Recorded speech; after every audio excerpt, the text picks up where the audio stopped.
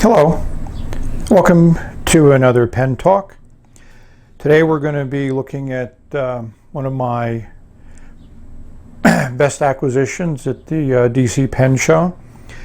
I went down there with a bucket list, and one thing on the list was an Edison pen.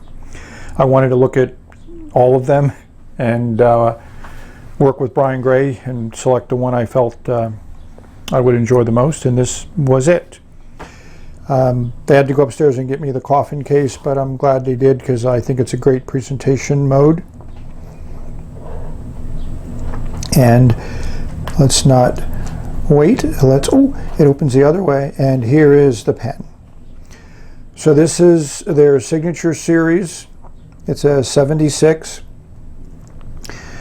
The resin, they call it yellow-green swirl, golden yellow-green swirl, and I call it Jungle Jazz, which I think I like, and so does Mr. Gray. As you can see, the pen comes out. They give you this nice little bookmark. I wanted to catch the pen in sunlight because I think that's really going to show off the resin, and I think we're going to have to get a little closer. So let's take a closer look at this. I just think the shape, the design, the size, this pen feels wonderful in the hand.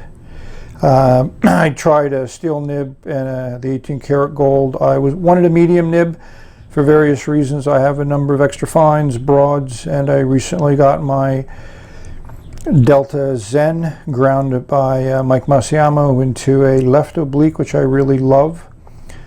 So that's how it looks. Hopefully the sunlight is catching the resin and you're getting to see the chatillioncy in this resin. I fall in love sometimes with pens and their colors and their looks. What's really great is they also are excellent writers, which this one happens to be. In classic Edison style, it's an unscrew cap. And as we can see, the beautiful Edison nib with their light bulb logo in it. It's a two-tone 18 karat medium. The pen just fits perfectly in the hand from my perspective. I like the grip section. I like the concave nature to it. It just feels good. I've written for this for a number of days and I've been very happy with it. The pen does not post in this design, so we just kind of set the cap to a side and use it. So hopefully you can get an idea of how nice this pen is. And maybe someday, if you don't already have an Edison, you will have an Edison. So next we'll take a look at the writing style. Before we look at the writing sample, I thought we'd do a little comparison. So we have here the Edison 76. And I thought it would be interesting to compare it to another American-made pen, Franklin Christoph Model 19, which I got at the Philly Pen Show earlier this year. So we had Philly Pen Show in January, DC Pen Show in August. Here we have a Pelikan M800, which looks a little small compared to the other two. Your ubiquitous Lamy Safari, and a Pilot 78G.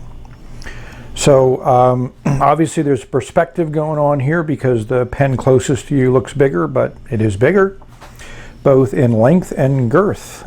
Interesting dimensions to compare these pens to. So let's take a look at them uncapped. So here we have the pens uncapped, and the Edison has the largest cap by quite a substantial margin.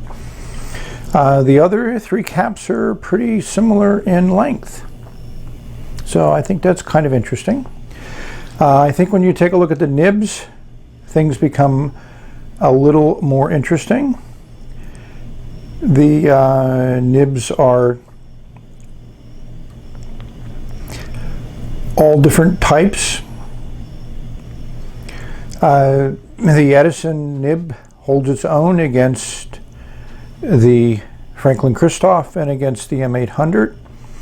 And of course the Safari and the 78G being less expensive pens, non-gold nibs, you'll expect them to not be as impressive.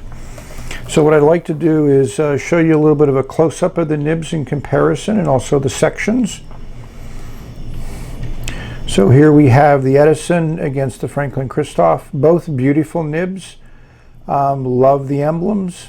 Love the logos.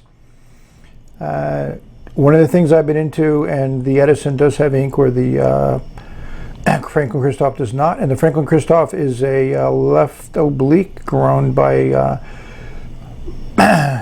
Mike Masiamo, Mike at work. Interesting difference in the sections.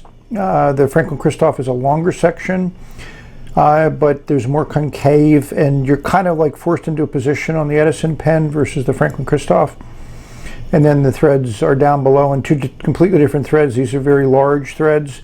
These are your classic fine threads.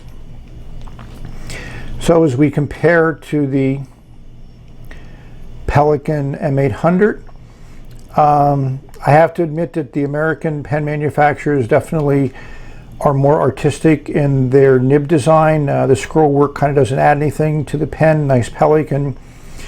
And as you can see, these sections are fairly similar. The Pelikan is a little bit wider, but they're both about the same size.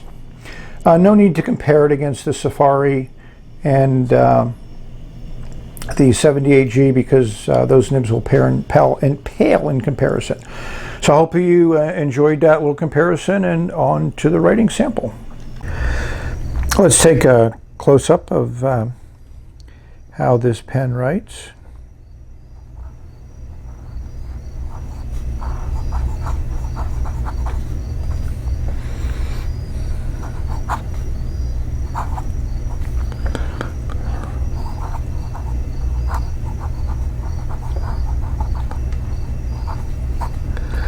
I mean, it writes the first time every time.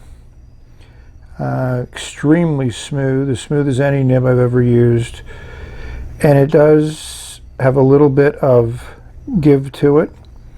Wouldn't call it flex, but it's a soft write, which is one of the things I really like. And it just feels very ergonomic in the hand. We're here with nighttime lighting, so obviously the pen doesn't have the look that it did in sunlight.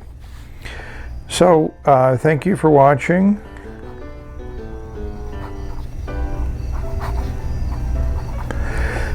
And hopefully you enjoyed this little view of the Edison pen. Again, beautifully done, meticulously engineered and manufactured, just a joy to use. So may all your writing experiences be pleasurable, and may you have many.